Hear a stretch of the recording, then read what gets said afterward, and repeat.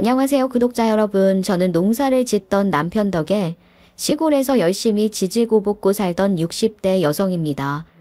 아들 둘 낳아서 번듯하게 키우고 앞으로는 남편이랑 농사나 지으며 적당히 벌어서 적당히 먹고 살면 되지 않을까 생각을 했었는데, 순탄하기만을 바랐던 제 인생에 강력한 소용돌이가 휘몰아치기 시작했습니다. 몇 년 전부터요. 여러분들은 뉴스에 나오는 사실을 전부 다 믿으시나요? 저는 사실 전부 다 믿지는 않습니다. 사람이란 누구나 실수를 할 수 있듯이 사람이 하는 일에 100% 정답이 어디 있겠습니까? 특히나 요즘처럼 찌라시들이 수없이 돌고 도는 세상에 공중파에서 나오는 뉴스들도 믿어야 하나 말아야 하는 판인데 말이죠. 그런 저에게 그놈의 뉴스 때문에 큰일이 났으니 이게 무슨 소리인가 싶으시죠? 뉴스 때문에 피를 본 제 사연, 지금부터 시작해 보도록 하겠습니다. 사연을 끝까지 들어주시면 모든 이야기의 궁금증이 한 방에 해결되실 거라 장담하며 멍청한 남편놈의 순도 100% 이야기 한번 달려가 볼게요. 24살의 전라도 시골에서 값산 나가는 땅만 억수로 가져 농사를 지어 먹고 사는 집안에 시집을 오게 되었습니다. 친정집이 못 사는 것은 아니었지만 이왕이면 딸이 쌀독이 모자라지 않는 집에 시집을 가서 배고픈 일 없이 살았으면 좋겠다고 생각을 하신 부모님께서는 저를 시골에 있는 농사 짓는 집에 시집을 가라 하셨죠. 제 나이가 많지 않아서 그 당시에 무슨 팔려가듯 시집을 가는 사람들이 있냐고 생각을 하실지도 모르겠지만, 시골 사람들 생각은 도시 사람들보다 훨씬 고치기가 힘든 것 같아요. 물론 이게 저희 동네 한정으로 편견을 가지는 걸 수도 있지만, 워낙 우물한 개구리로 살다 보니 빠르게 변화하는 시대에 적응하기보단 본인들이 가진 고집을 유지하면서 사시는 거겠지요. 저희 부모님께서는 아주 고집이 대단하고 본인들이 하는 행동이나 말이 정답이라고 생각하셨던 분들이셨기 때문에 저에게 강요 아닌 강요를 하셨습니다. 사실 당시에 저희 동네에 몇 없는 젊은이들 중에 결혼을 하지 않은 총각이라고는 어딘가 살짝 모자라는 건너집 남자뿐이었기에 제가 시집을 가려면 다른 동네로 넘어가긴 해야 했어요. 저희 집에서 1시간 정도 떨어진 곳으로 시집을 가긴 했지만 그게 불만이지는 않았습니다. 제 위로 언니가 둘 있었고 밑으로 막내 남동생이 하나 있었는데, 언니들도 죄다 다른 동네에 시집을 가서 살고 있었기 때문에 보고 자란 게 있어서 그냥 그렇게 해야 되나 보다 하고 생각했던 것도 있었어요. 부모님께서는 저에게 늘 부족한 형편은 아니지만 넉넉한 형편도 아니기 때문에 남동생에게 짐이 되어서는 안 된다고 했고, 저는 그게 정답이라고 생각하며 자랐습니다. 그렇게 저는 시집을 온 뒤에 아침 6시에 일어나서 아침상을 차리고, 밭에서 일을 하다 11시쯤에 점심상을 차리고, 또 일을 하다 3시쯤 새참을 차리고, 7시에는 저녁을 먹고 밤 9시 10시쯤에는 잠이 드는 그런 일상을 반복하게 되었습니다. 하지만 그 생활이 싫다거나 지겹다거나 하지 않았어요. 시집을 온 뒤로 친정 부모님과는 자주 뵙지 못하고 연락도 자주 드리지 못했지만 시댁에서 지내는 삶이 워낙 바빠 별 생각이 없었거든요. 농사를 짓는 집에 시집을 간다고 하루 종일 구박만 받는 건 아닌가 했지만 사실 일이 바쁘긴 했어도 구박은 별로 받지 않았어요. 고지식할 것 같았던 시부모님께서는 인상과는 다르게 저를 예뻐해 주셨거든요. 우리 며느리 떡 하나 더 먹어라 하시면서 늘 제 입으로 간식을 넣어주셨고, 제가 첫 아이를 가졌을 땐 정말 아들이든 딸이든 다 좋으니 건강하게만 낳으라고 보살펴 주셨죠. 아들, 그거 키워봐야 늙지 멋대로 하려고 들지. 조신하게 딸을 낳아도 괜찮으니 건강하게만 낳아다오. 아들이든 딸이든 다 내 핏줄인데 뭐가 어떠냐. 산만큼 부풀어 오른 제 배를 어루만져 주시면서 건강하게 잘 태어나라 매번 말을 해주셨었어요. 그렇게 저는 아들 둘을 낳고 아이들을 키우며 북적북적하게 시댁에서 생활을 하고 있었죠. 분가를 하고 싶다는 생각은 애초에 하지 않았었어요. 시부모님 땅에서 농사를 지으며 살고 있었던 것이고, 애초에 결혼을 할 때부터 분가에 대한 이야기가 전혀 없었기 때문에 저는 평생 시댁에서 시부모님을 모시고 살아야 하는 운명이라고 생각했죠. 저희 친정엄마도 그러셨거든요. 그게 아무렇지도 않았어요. 그렇게 자식들 키우며 그 시골 바닥에서도 열심히 공부를 시켰습니다. 저희 첫째 아들은 어릴 때부터 취미로 배우던 태권도를 쭉 하다가 고등학교 때 도대회에 나가서 상도 받고 그랬습니다. 전국체전에도 나갔었지요. 그 경력을 살려 경기도에 있는 대학에 떡하니 붙어서 20살이 되자마자 독립을 하게 되었고, 공부를 곧잘 하던 우리 둘째 아들 또한 서울에 있는 대학에 붙어서 서울로 떠나게 되었습니다. 자식들이 그렇게 대학을 가서 집을 떠나고 나니 이상하게 횡한 것 같더라고요. 그때쯤 저희 시어머니께서 많이 아프셨었고, 시아버지와 남편이 밭일을 하는 동안 저는 시어머니를 모시고 병원을 왔다 갔다 하며 병간호를 시작하게 되었습니다. 시어머니께서는 몇 년 버티지 못하고 투병 생활 2년 만에 하늘의 별이 되셨지요. 그게 제 나이 50이 되기 전의 일입니다. 마음씨 좋고 사람 좋은 우리 시어머니였는데 뭐 하나 제대로 손 써보지도 못하고 그렇게 떠나보내게 되었으니 마음이 아프더라고요. 남편이랑 저랑 장례식을 내내 지키면서 별의 별 이야기를 다 나누게 되었죠. 소위 말하는 뻘소리들을 하면서도 시어머니의 병세를 지켜보며 뭐 하나 해보지 못했다는 게 아쉽더라고요. 물론 시어머니께서 평소에 몸이 약하시기도 했고 밭일과는 체질이 안 맞으시는 분인데 무리를 해서 노화가 빨리 온 걸지도 모르겠지만 그걸 지켜보는 자식들 입장에서는 뭐라도 한 번 더 해봤어야 했는데 하는 후회만 남더라고요. 이럴 줄 알았으면 어디서 주워드는 대로 어머님께 약이라도 한번 다려드릴 걸 그랬어. 물론 나도 그렇게 생각하긴 하지만 그게 어디 우리 마음대로 풀 뜯어다가 다리면 약이 되는 건 아니니까. 어머님이 병원도 꾸준히 다니시고 의사가 주는 약도 먹었지만 그 병세가 어디 쉽게 나을 병세였나? 여보, 우리 그냥 편안하게 어머님 보내드렸다고 생각하고 삽시다.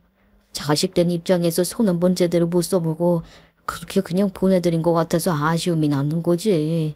이럴 줄 알았으면 내가 어디 산에 가서 산삼이라도 또 넣었어야 하는 건데. 아유, 그러다 병나요. 그만합시다. 아버님은 오늘도 식사를 안 하시려고 그러시나? 아버님도 체력이 많이 떨어지셨던데. 시어머니께서 돌아가신 이후에 시아버지께서도 시름시름 앓으셨어요. 평생을 같이 논밭에서 일을 하고 모든 일을 상의해서 결정하셨던 시부모님이셨기 때문에 시어머니의 빈자리가 크게 느껴지시는 듯 했죠. 자식 다 키우고 나면 걱정 없을 줄 알았건만 남들은 시자 노릇한다고 싫어 죽겠다는 시부모님이 시름시름 앓으시는 걸 보니 저는 가슴이 먼저 아프더라고요. 저에게 잔소리를 안 하시는 것도 아니었고 괜한 트집을 잡아 괴롭히실 때도 물론 있었지만 그럼에도 불구하고 저에게는 좋으신 시부모님이셨습니다. 제가 당한 시집살이는 시집살이도 아니었지요. 첫째 아들이 대학을 졸업하고 뚜렷한 부각을 드러내지 못한 상태에서 태권도 학원에 취직을 해 사범으로 일을 하게 되었고, 둘째 아들은 갑자기 잘 다니던 대학을 그만두고 영화를 만들어 보고 싶다면서 이런저런 현장을 쫓아다니며 제 가슴에 불을 지피기 시작했지요. 동네에서는 누구보다 자식 농사 잘 지었다고 부럽다고 칭찬이 자자했는데 실상은 아주 시커멓게 타버린 상태였습니다. 운동으로 성공할 줄 알았던 큰 아들도 잘 되지 못했고 똑똑한 둘째 아들은 들어간 대학까지 그만두어 버렸으니 사람 일이 예상대로 흘러가지 않다는 걸 깨달았죠. 하지만 저는 또 제가 있는 자리에서 열심히 노력하며 살아야 하지 않겠습니까? 기력이 없다며 매일같이 끙끙거리며 앓는 소리를 반복하시는 시아버지 옆에 딱 달라붙어서 일부러 밝은 목소리로 재롱도 부리고 나이 60이 가까워지는데 별의 별짓을 다 하며 살았습니다. 시아버지의 나이가 80 중반이 되시면서부터는 방 밖으로도 나올 힘이 없다고 잘 나오지 않으시더라고요. 저는 그런 시아버지가 걱정이 되어서 장터에 나가 닭을 사와 백숙도 끓이고 철마다 좋은 것들을 그렇게 구해와 몸보신을 시켜드리려 애를 썼었지요. 그런데 제 나이가 60을 막 넘겼을 때부터 우리 남편이 조금 이상해지기 시작했습니다. 그 나이에 뭔 짓을 하고 다녔길래 이상해졌냐고요? 여러분들도 다 쓰시겠지만 휴대폰에 미쳐버린 거죠. 요즘 휴대폰은 어디 산 위에 올라가도 잘만 터지지 않겠습니까? 저희 시골 동네에는 전파가 잘 안 터지는 건지 몇 년 전만 해도 전화를 하다가도 구석진 곳에 가면 전화가 끊어지는 상황도 발생했었는데 동네 사람들의 불만이 많아지자 통신사인지 뭔지에서 찾아와 마을 곳곳에 기계를 설치하더라고요.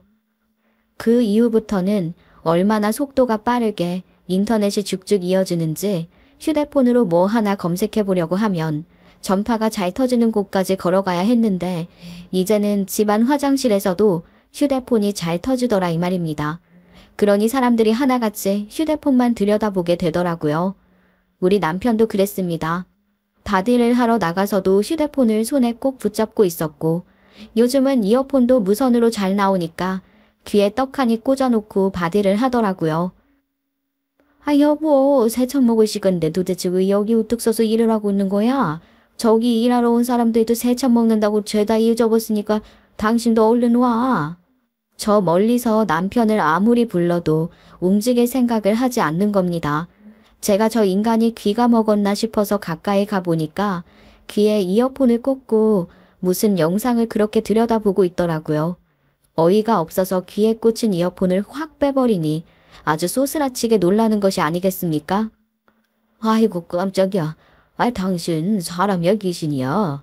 어쩜 이렇게 소리 하나 내지 않고 와서 사람을 놀래킬 수가 있어. 아니 귀에 이딴 걸 꽂아놓고 핸드폰을 보고 있으니 큰 소리가 나도 안 들리는 거지? 내가 지금 몇 번을 불렀는지 알아요? 아이고 뭐가 그렇게 재밌다고 새참 먹을 시간이 되었는데도 가만히 서서 휴대폰만 들여다보고 있어? 당신 배 안 고파? 새참 시간만 되면 배꼽 시계가 울린다고 그렇게 먹을 거 찾던 사람이 말이야. 벌써 시간이 그렇게 됐어? 아주 이 휴대폰이 요머리라니까 이것만 들여다보고 있으면 시간 가는 줄 모르겠어. 나는 뭐 재밌는 것도 별로 없는 것 같던데 당신 뭘 그렇게 보길래 재밌다는 거야? 이거 봐봐. 여기 아주 별의별 것이 다 올라온다니까. 예전에 했던 드라마 요약본들부터 시작해서 말이야. 사람 사는 이야기에 남들이 밥 먹는 것 가지고 구경을 하고 앉았어. 우리 자식들 공부시켜봐야 아무 소용없었다니까. 이거 보이지? 이 여자애가 아주 맛있게 밥 먹는 걸 이 많은 사람들이 봤다 이거야. 그 정도면 돈도 엄청 본다고 하던데. 어이씨고 말이나 되는 소리야. 다른 사람 밥 먹이는 것도 아니고 지밥 먹는 걸 찍어 올려서 돈을 번다고. 당신 진짜 이렇게 뒤처졌어야 되겠어. 나처럼 이런 걸 보면서 공부를 하란 말이야. 그러면서 저에게 너튜브에 대해 알려주기 시작했어요. 물론 저도 듣는 것들이 있으니까 그게 어떤 건지야 당연히 알고 있었지만 우리 남편이 아는 세상이랑은 비교가 안 되더라고요. 우리 남편 너튜브 채널을 하루 종일 들여다보고 있는 건지 구독을 하고 있는 채널 수도 엄청 많았고 또 댓글 같은 것도 열심히 달더라고요.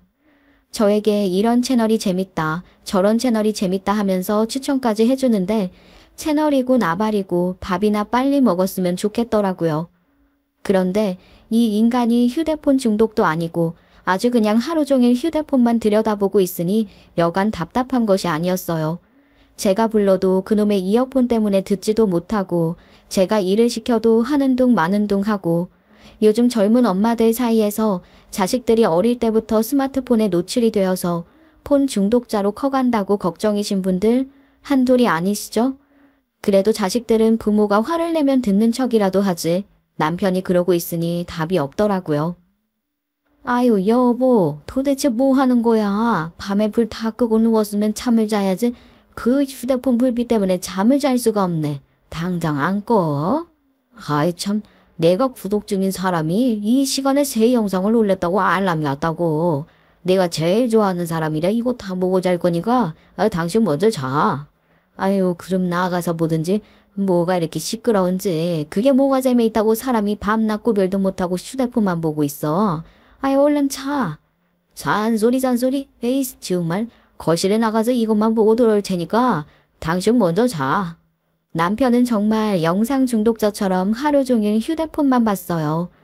어느 날은 읍내에 볼 일이 있어서 나간다고 차를 털털 끌고 나가더니만 삐까번쩍한 새 휴대폰을 떡하니 사온 거 아니겠어요?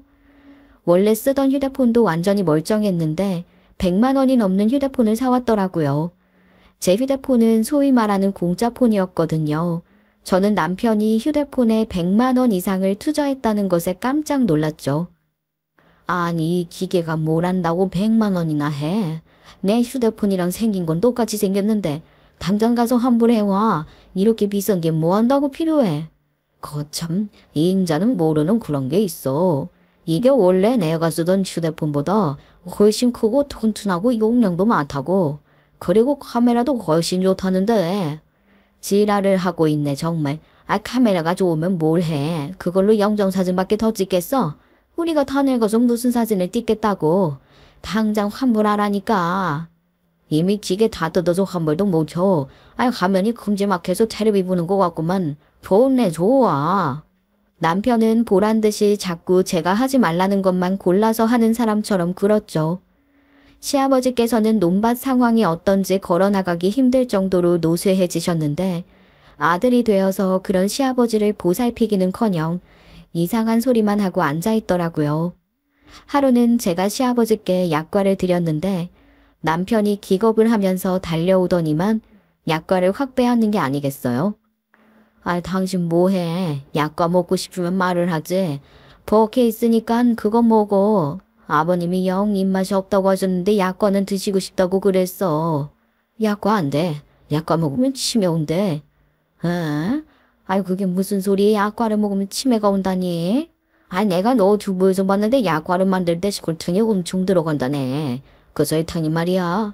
당이 높아서 치매를 불러일으킨다지 뭐야. 앞으로 우리 음식 할 때 설탕도 다 빼버려. 설탕을 안 넣으면 음식에 뭔 맛이 있어. 소금으로 간하는 건데 설탕이 왜 들어가? 이 인간이 아직 요리 한번 안 해본 티를 내네. 조미료라는 게 어디 소금만 써서 맛을 낼 수 있는 건 줄 알아? 당신이 그렇게 좋아하는 나물 무침에도 설탕 조금씩은 들어가야 한다고. 몰라. 저 치매 걸리기 싫으니까 앞으로 다 빼라니까. 설탕 들어간 거 앞으로는 절대 안 먹어. 그 뒤로 남편은 어디서 말도 안 되는 이야기들을 듣고 와서는 저에게 강요를 해댔어요. 무슨 백신을 맞으면 정신병에 걸리니까 절대로 주사를 맞으면 안 된다부터 시작해서 뭘 먹으면 무슨 병에 걸린다더라. 휴대폰에 비밀번호를 걸어놓지 않으면 AI가 듣고서는 해킹을 하고 머리를 조종한다. 저는 정말 매일매일 공상과학 영화를 보는 줄 알았어요. 하루 종일 휴대폰만 들여다보고 있는 남편이 틈만 나면 AI가 머릿속을 지배하는 상황이 올 거라면서 난리를 치는데 그럴 거면 본인 휴대폰부터 끊어야 정상 아니겠습니까? 정작 본인은 동영상에 미쳐서 그러고 있으면서 무슨 AI 세상을 걱정하는 건지 모르겠더라고요. 저는 AI가 뭔지도 몰랐어요. 그래서 기계가 세상을 지배하는 날이 올 거라는 거야? 그런 걸 왜 걱정하는 거야? 기계가 말이야. 우리 머릿속을 다 지배해버려서 사람과 사람들 간의 교류를 끊어버릴지도 모른다고 했다니까. 이래서 도시 같은 데 나가 살면 빠르게 침식당하는 거야. 아이씨고 우리 동네에 UFO 떨어지는 소리하고 앉아있네. 그러면 인공지능이라는 게 외계인이라도 된단 말이야? 그냥 휴대폰을 끊으면 되는 것을 왜 그런 걱정을 사서 하는 건데. 여보 제발 정신 차리고 논밭이나 갖고. 참, 당신 그 예방접종 이번에 아직 안 했지? 절대로 하지 마. 요즘은 예방접종 주사에게다가 눈에 보이지도 않는 칩을 심어넣어서 사람을 조종할 수 있게 만든다더라고. 여보, 그런 이상한 거에 휘둘리지 말고 좀 아버님 모시고 읍내 가서 산책이라도 좀 하고 그래. 아니 이게 이상한 거라고. 이거 다 뉴스 채널이라니까. 뉴스구나 말이고 내가 암만 텔레비 봐도 그런 뉴스는 안 나오더라. 그거야 정부에서 다 차단해버리는 거야. 자기네들이 칩을 씹어서 사람들을 조종해야 하는데 국민들이 알아버리면 누가 예방접종을 하겠어. 그러니까 일부러 텔레비 뉴스에는 안 보내는 거라고.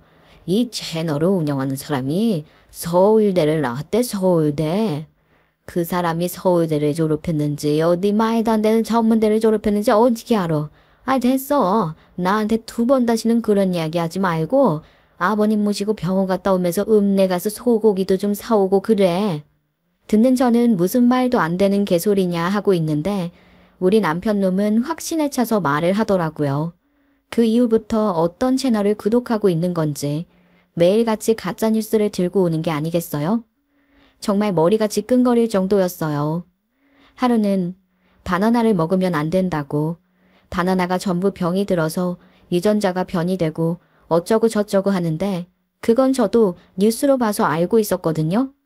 근데 시중에 유통되는 바나나와는 전혀 상관이 없다는 것을 알고 있었죠. 그런데 시아버지께서 눈이 자꾸 떨린다고 하셔서 눈 떨림에 좋다는 바나나를 사들고 왔더니 저한테 화를 버럭 내는 겁니다. 너 우리 아버지한테 무슨 짓을 하려는 거야? 요즘 바나나가 죄다 병들어서 유전자 변이까지 왔다는데 우리 아버지한테 지금 뭘 먹이려는 거냐고? 너 설마 우리 집 땅이 탐나서 우리 아버지한테 해코지라도 하려고 그러냐? 뭐라고? 아이고 진짜 기가 막혀서. 당신 어디 가서 소설이나 한 권 써봐라. 상상력이 아주 풍부하네 풍부해. 우리 집에 작가님이 계셨어. 거 말 돌리지 말고. 너 지금 계획이 다 들통나서 말 돌리는 거지? 그제? 이거 소름이다 소름.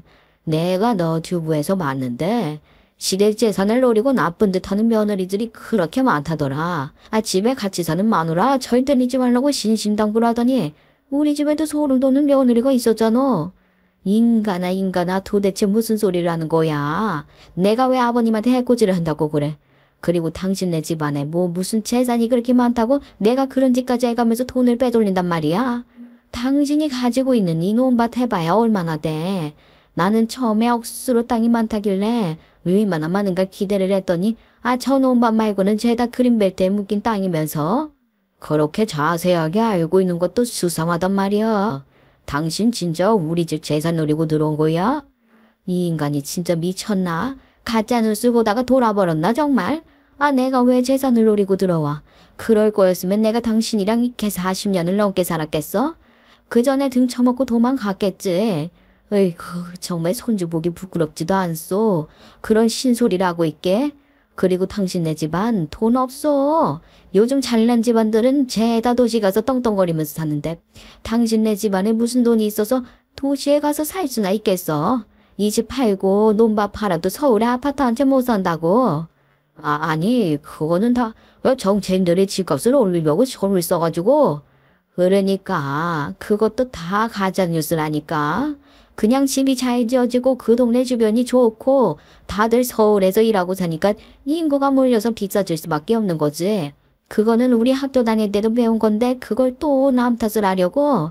그거 다 갈라치게 하는 거라니까. 이 사람아 정신이 얼마나 한다고 그래. 이 채널을 만든 사람이 서울대 나온 사람인데 우리보다 똑똑해도 한참을 똑똑하지. 당장 그 바나나 버려. 그거 먹고 탈라면 당신이 책임질 거야. 그래 책임지겠다. 아버님 눈이 파르르 떨려서 그럴 때 바나나 먹으면 나아진 데서 싸운 건데 지금 누가 누구를 의심해? 어디 검색이라도 해보고 그런 말을 하고 그러셔요. 왜 그렇게 하루 종일 휴대폰만 들여다보면서 왜 좋다는 건 안 보고 이상한 것만 보는 거야? 그런데 진짜 타이밍도 기가 막히죠? 바나나를 드신 시아버지께 저녁에 좋아하시는 젓갈들을 반찬으로 내놨더니 급하게 밥을 삼키시다가 체하고 마셨어요.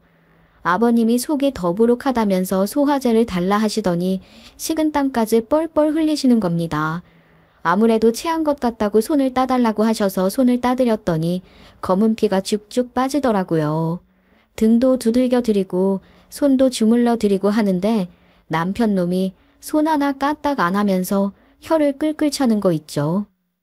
그 봐. 바나나 먹어서 이렇게 된 거라니까. 당신이 아무리 아닌 척 해도 난 다 안다고. 일부러 우리 아버지한테 그런 걸 먹인 거지. 아주 속이 시커먼 여자야. 소름 돋아서 같은 방에서 잠자는 것도 무서워. 나한테 무슨 애고지를 할지 어떻게 알아? 여보, 바나나 때문에 아니라 젓갈 반찬에 밥 꿀떡꿀떡 삼키시다가 취한 걸 가지고 왜 그래? 이 여자가 바나나 때문이라니까. 평소에도 젓갈을 밥만 잘 드셨는데 왜 하필 오늘 이렇게 아프시겠어? 다 바나나를 먹어서 그런 거라고. 당신 오늘부터 나랑 각방 써. 자다가 무슨 봉변을 당하지 내가 어떻게 알아? 아이고 무서워라. 정말 미친 사람인 줄 알았다니까요. 그래도 아버님은 손도 따고 소화제도 먹고 몸을 계속 주물러 들이니까 괜찮아지신 듯 했어요. 아무래도 나이가 아흔이시다 보니 몸이 예전 같지는 않겠죠. 거기다가 체력도 많이 떨어지시고 관절도 다 상하셔서 어디 돌아다니지도 못하시는 중이셨으니까요. 그런데 제가 그런 시아버지를 왜 해코지 하려고 하겠습니까? 정말 남편놈의 바보 같은 짓에 제가 다 진절머리가 나고 있었어요. 그래도 자식들 도시 나가서 가정도 꾸리고 알아서 밥 벌어먹고 잘 살고 있으니 별 걱정 없이 남편이랑 지지고볶고 살면 된다고 생각을 했는데 문제는 몇 개월 뒤에 아버님께서 쓰러지시고 오랜 시간을 기다리던 시어머니 곁으로 가신 뒤부터였습니다. 그전까지는 그래도 시아버지의 눈치가 보여서 그런 건지 남편놈도 저에게 고집을 부리다가 시아버지께서 떼잉 한마디만 하시면 입을 꾹 다물었었는데 이제는 떼잉 하고 외쳐주실 시아버지도 없으니 완전 지 세상처럼 살기 시작한 거죠. 어느 날 남편놈이 호들갑을 떨면서 저에게 논밭을 팔자고 하는 게 아니겠어요? 아니 논밭을 팔자고?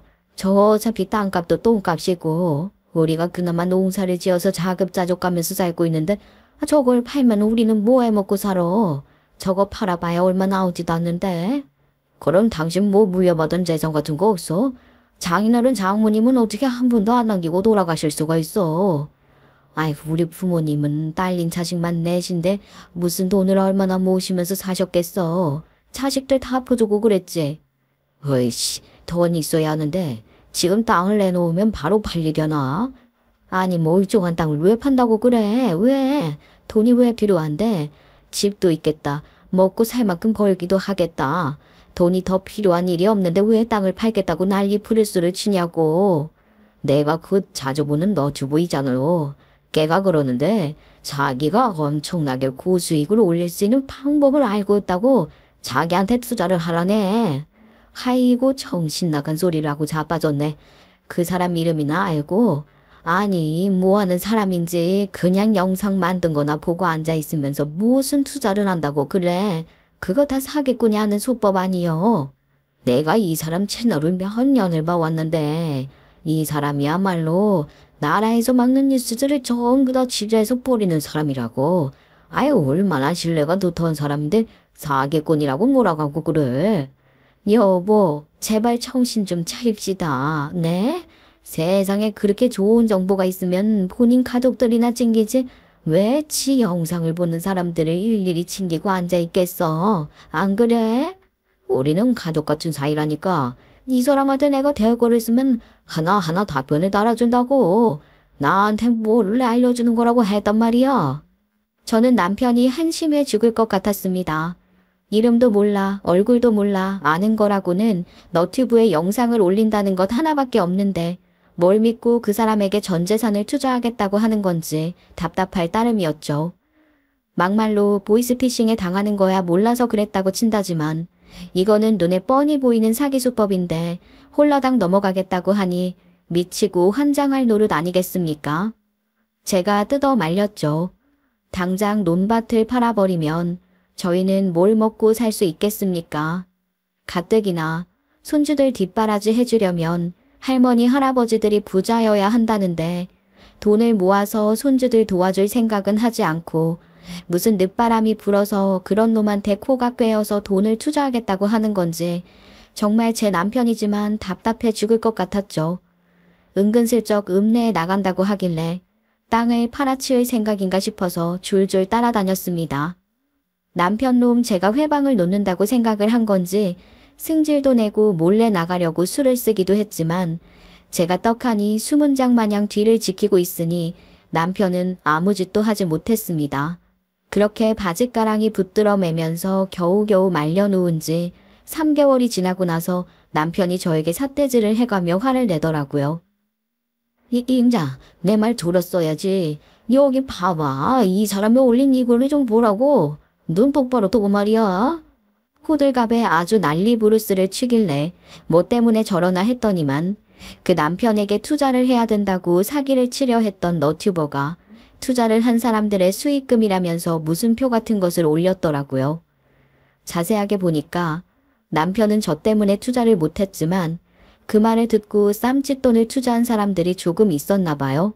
수익률 500%, 600% 아주 난리가 났더라고요. 남편은 그 표만 보고 저에게 손해를 봤다면서 제 말을 들어서 잘 된 게 하나도 없다고 말을 하는 겁니다. 물론 저도 그 표를 보고 흠칫하기는 했으나 사실 그런 걸 어떻게 다 믿을 수가 있겠어요? 막말로 그런 표야말로 그려서 올리기만 하면 장땡이잖아요. 정말로 그 너튜버 덕분에 돈을 벌었다고 인증을 하는 사람이 나타난 것도 아니었고 단지 채널 주인이 올린 표 하나로 그게 진짜인지 가짜인지 어떻게 알겠냐고요. 여보, 이것만 보고 이게 진짜인지 가짜인지 어떻게 안다고 그래. 그 뒤로는 손해본 사람이 몇 배로 더 있을지도 모르는데 이 사람이 올린 이 표에 있는 사람들 중에 당신이 아는 사람 하나라도 있어? 없을 거 아니야. 실제 인물인지 가상의 인물인지도 모르는데 뭘 믿고 자꾸 투자하는 거야. 그럴 돈이 있으면 차라리 밭이나 한 번 더 살펴봐. 거름도 더 주고. 제가 잔소리를 하니까 마당 바닥에다가 침을 퇴뱉는 게 아니겠어요? 남편이 그런 행동을 한 적이 없었기 때문에 저는 너무 황당했습니다. 마누라가 말이야. 남편이 하는 일에 딴지나 걸고 요즘 여자들이 사회생활이 다 뭐다 하면서 난자머리 꼭대기에 앉으려고 집에서 평생 집안일이나 잘하면 됐지. 남편이 바깥일을 하는 거야 뭐 그렇게 딴지를 못 걸어서 난리야. 뭐라고? 아니 당신 요즘 세상에 남녀 구별이 어딨어? 너 듀브를 그렇게 보면서도 아직도 남자가 하늘이고 여자가 땅이고 그딴 소리가 나와? 땅이 있어야 하늘도 있는 법이지. 당신이 두 다리 딛고 서 있는 곳이 땅 아니오? 언제적 시대 사람인지 여자가 집안 아래 있는 줄 알고 어디 국물도 없지? 그렇게 잘났으면 앞으로 지원 살림도 당신이 혼자 알아서 하고 다 해봐. 난 파업하려니까. 이 여편네가 진짜 아니 어디 한번 해보자는 거야? 해보자고 말 거는 게 누군데 그래? 이만큼 편안하게 살아온 것에 대해 고마운 줄도 모르고 맨날 어디서 말도 안 되는 가짜뉴스 들고 와서는 지가 세상에서 제일 똑똑한 줄 알지. 당신 같은 사람들을 요즘 사람들이 꼰대라 부른다 하더이다. 자식들 보기 부끄러운 줄도 모르고 지 잘났다고 하죠. 아유 그렇게 잘났으면 알아서 해보라고. 그렇게 말을 하고 저는 정말 파업 선언을 해버렸습니다. 집안일? 그런 게 다 뭡니까? 아침상은커녕 점심도 딱 제가 먹을 것만 차렸더니 남편이 화를 버럭 내더라고요. 아니 좀 치사하게 임자 먹을 성만 차린 거야? 아니고 밥 푸고 쓰줘 놓는 게 뭐가 어렵다고 그런 거 하나를 안 해줘. 참나 그러면 당신이 밥 푸고 수저를 놓지 그러오? 쥐는 손 하나 까딱 안 하면서 나한테 다 시켜. 그렇게 어려운 것도 아닌데 당신은 손이 없어 발이 없어.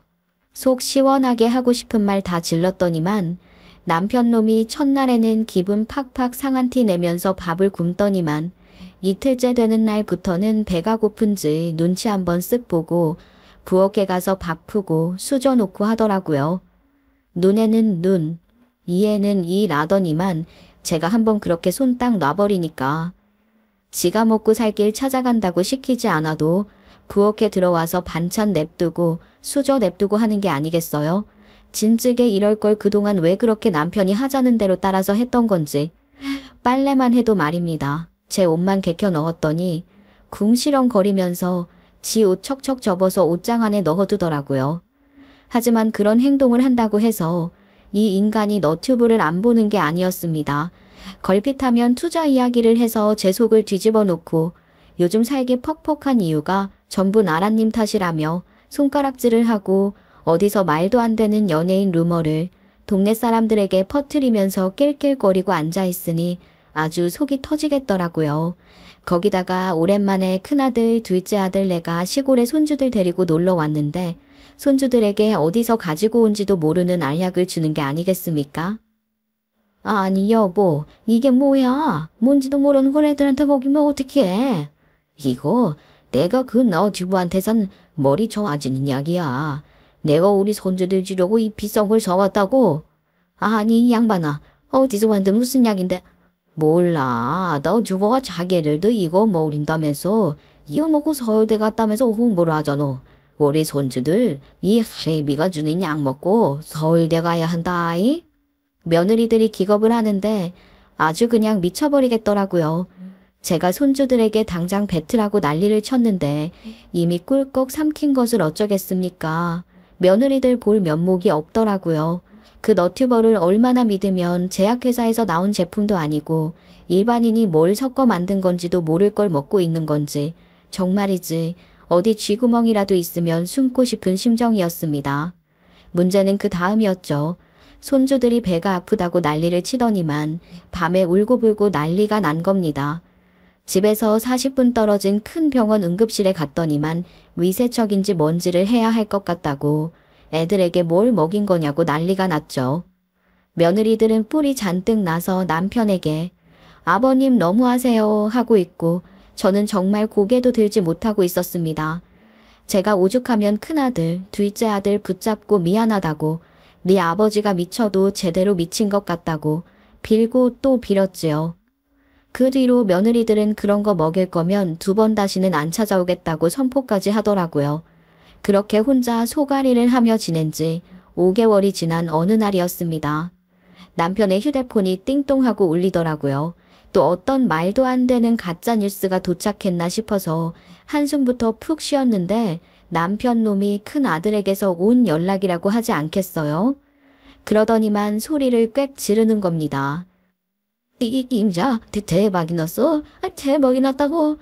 아니 세상에 이런 일이, 나한테 이런 대박이 터지다니. 세상은 오래 살고 볼 일이야 진짜. 아이고 뭐가 또 대박이라는 거요. 우리 손주들 뭐 어디 상이라도 받았대? 아니면 첫째는 로또라도 됐대. 로또보다 더한 대박이 났다고. 아이고 미쳤다. 아이 미쳤어. 임자 여기 내 볼 한 번만 꼬집어봐. 이게 꿈인지 생지인지 내가 한번 봐야겠어. 저는 슬쩍 남편의 휴대폰을 봤지요. 그랬더니 또 무슨 영상이 줄줄 돌아가고 있는 게 아니겠어요? 큰아들 녀석이 뭘 보냈나 했더니만 저희 남편네 집안의 논밭 말고 그린벨트로 엮여 있었던 땅덩어리가 있었다고 했잖아요. 땅 부자인 줄 알고 시집을 왔더니 논밭은 쬐깐하게 있고 죄다 그린벨트에 엮인 땅이라 무용지물인 재산이었다고요. 그 땅에 그린벨트 제한이 풀려서 이제는 개발도 가능하고 땅을 뒤집어 엎어 팔아도 문제가 없다는 것 아니겠습니까? 저는 살면서 남편의 눈이 그렇게 커진 것은 처음 봤습니다. 아이고야, 이게 다 얼마야. 여기 보이지? 그린벨트 제한이 풀리면 말이야. 땅값이 10배가 뭐야? 20배, 30배도 온다고 하던데. 그럼 저 땅이 얼마가 되는 거야? 무려 50억은 된다는 거 아니야? 50억이면 평생 어디 비행기 타고 해외여행만 다녀도 나는 돈이라고. 아이고야 대박났다. 대박났어. 그러면 우리도 이제 엄청난 부자가 된단 말이오. 그렇지. 50억이라는 돈은 최소로 계산할 수 있다고. 그 이상을 벌 수 있다고. 말년에 내 인생이 아주 확 잡히는구먼. 아이고 잘 됐네. 그럼 여기 집 다 정리하고 우리도 애들 근처로 이사나 갑시다. 이 나이에 논밭에서 일해가며 벌어먹고 사는 것도 힘들었는데 그 돈 가지고 손주들 뒷바라지 해주면서 애들 근처 가서 삽시다. 물론 그래야지. 그런데 말이야, 당신 나한테 뭐 할 말 없어. 무슨 할 말이 있어? 내가 뭐 꽃목걸이라도 걸어주면서 춤이라도 춰줘야 해? 그게 아니지. 나한테 사과해야지. 당신은 양심도 없어. 사과라니 내가 무슨 사과를 해? 그동안 남편 무시해가면서 가짜뉴스니 뭐니 나한테 수저놓고 반풀하고 시킨 거, 꼰대니 뭐니 모욕 준 거 전부 사과하라고. 내가 뭐 틀린 말 했다고 그러고. 이상한 소리 하고 자빠졌어. 요즘은 남자들도 그 정도는 다 해. 이 사람이 내가 50을 가진 부자가 됐는데 당신한테 그런 소리 들으면서 살아야겠어. 바가지를 긁어도 유분수지. 내 돈으로 호의호식 할 거면서 어디서 큰 소리를 떵떵 쳐. 인간이 50억 생긴다고 돌았나? 뭐? 돌아. 이 여편애야. 당신이랑 돈 나눠 쓸 생각 없어 그럼? 이혼해. 뭐라고? 갑자기 이혼? 이 인간이 진짜? 나랑 이 세월을 살아놓고 이제 와서 이혼을 하자고? 돈 생기니까 누구 좋으라고? 나도 말이야. 내 말 잘 듣고 밥 잘 차려주는 새마누라 얻을란다. 헐씨고 그 나이에 무슨 새마누라를 얻어? 당신 어디 양심이 가출한 거 아니오? 가출을 했어도 새마누라랑 같이 돌아오면 되는 거지. 내가 그래도 임도한테 야박하게만 굴 수는 없으니까 얘다 5억 줄게.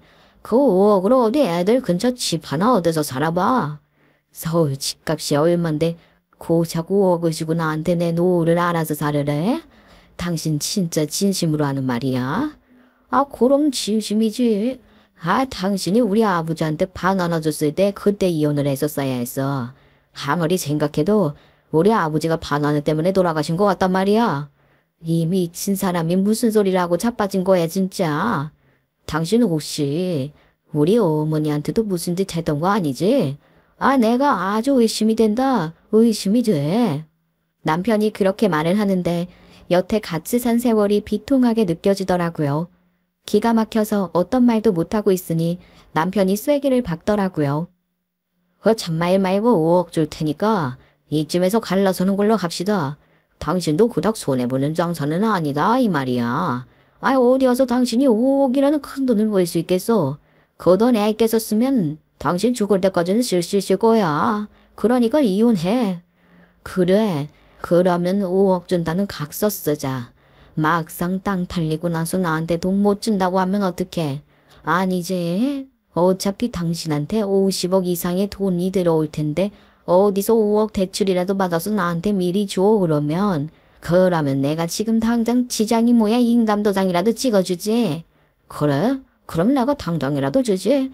각서 그거 당장 써주지. 남편은 신이 나서 저에게 각서를 써주고 대출이라도 받아서 5억을 주겠다고 하더군요. 저는 냅다 고맙다고 했습니다. 다음날 날이 밝자마자 남편은 저랑 읍내에 있는 은행에 가자 했습니다. 갖은 논밭에 집에 전부 담보를 잡아서 저에게 5억이라는 돈을 대출받아서 주겠다고 하더라고요. 은행에 갔더니만 남편이 가진 땅을 담보로 대출이 가능하다는 이야기를 들었고 남편 놈 돈이 들어오는 즉시 저에게 송금해 주겠다고 하더군요. 그때까지 저는 기다렸습니다. 일주일이 지나고 빠르게 심사가 나왔다며 5억이라는 돈이 통장에 꽂히자 저는 바로 남편이 준비한 이혼 서류에 도장을 찍어주었습니다. 40년을 넘게 지지고 볶고 살았던 인간과의 끝이 서류 한 장이면 된다는 게 우습더라고요. 아이고 여편네야. 앞으로는 성질 좀 죽이고 잘 살아봐. 알겠어?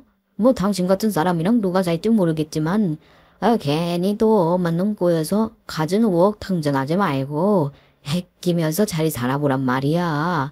오랜 시간 부부로 살아온 정이 있어서 해주는 충고니까 그런 줄 알아. 연병하네. 남남이 사이에 뭔 충고질이야? 당신이야말로 엄한 가짜뉴스에 그만 속고 당신 인생이나 돌아보고 사셔. 저는 마지막으로 전 남편이 된 그 인간에게 충고를 하고서는 서울에 왔습니다. 당장 집을 구할 수 있는 상황이 아니었어서 작은 아들네 집에서 지내고 있었는데 딱 일주일이 지난 뒤 작은 아들네 집에 남편이 들이닥쳤더라고요. 이게 다 어떻게 된 거야? 내 돈 내놔. 당신 내 돈 내놔. 어딜 찾아서 행패야. 나한테 무슨 돈을 내놓으라는 거야? 당신이 나를 쏟아먹었지. 내 5억 돌려주란 말이야. 이혼하면서 나한테 위자료 준 걸 가지고 다시 내놓으라는 게 뭔 소리야? 아이고 내가 당했어. 어떻게 나한테 이런 일이 생길 수가 있어. 큰아들이 보내준 그린벨트가 풀렸다는 그 뉴스가 가짜 뉴스였다고.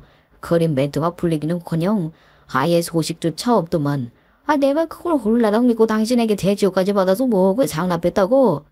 헐씨고 그게 내 탓이야.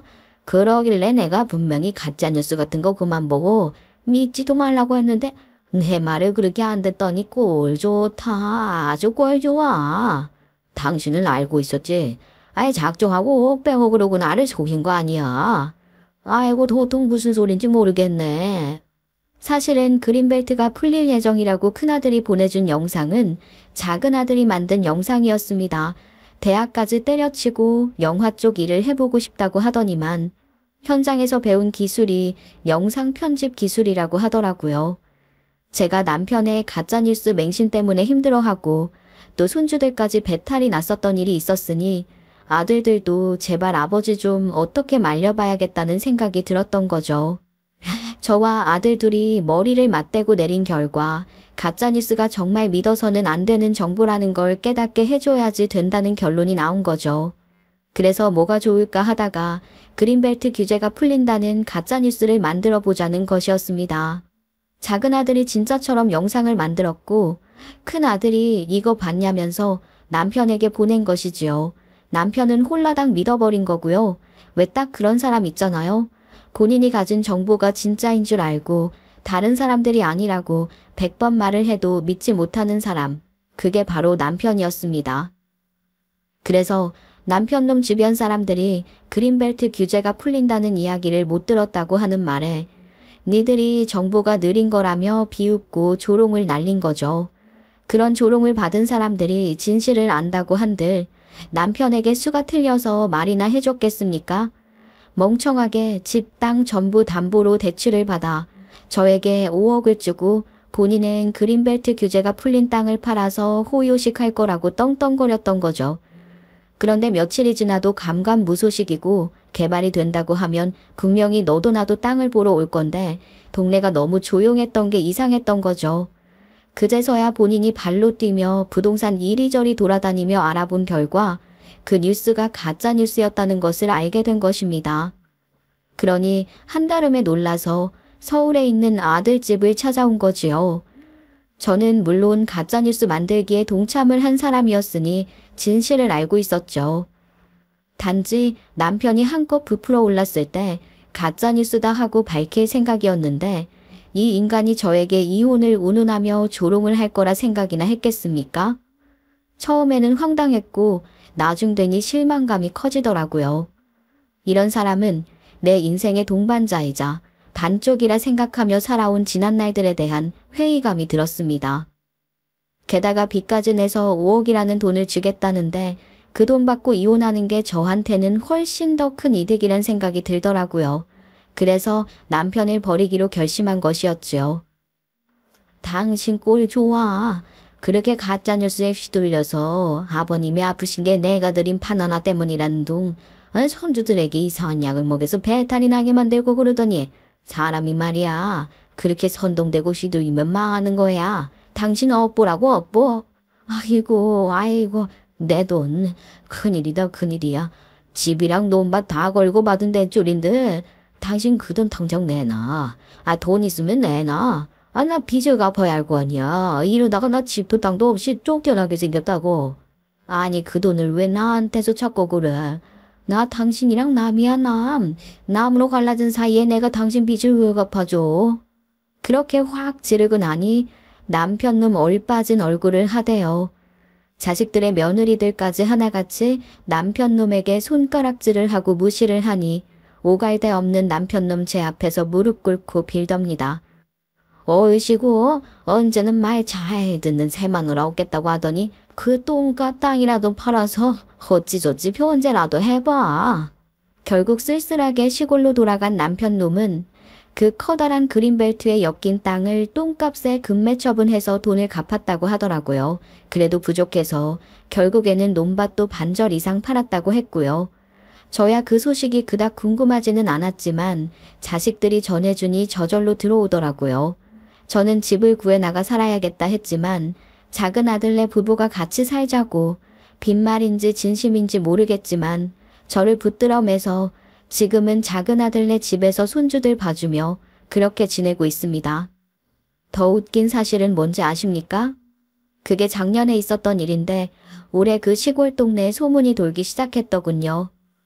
요즘 그린벨트 해제를 많이 하고 있지 않겠습니까? 더 이상 개발될 땅이 없으니까요. 그런데 남편이 헐값에 팔아치운 그 땅도 해제가 된다는 소문이 돈다 하더라고요. 아마 남편놈 울고불고 속 터져 죽으려고 할 겁니다. 고소합니다. 저는 앞으로 그 인간이 제 정신 차릴 때까지 고난과 시련이 쭉 따르길 기도하며 이번 명절에는 고생한 우리 며느리들에게 휴가 제대로 선물해 주려고 합니다. 제 이야기를 들어주셔서 감사합니다.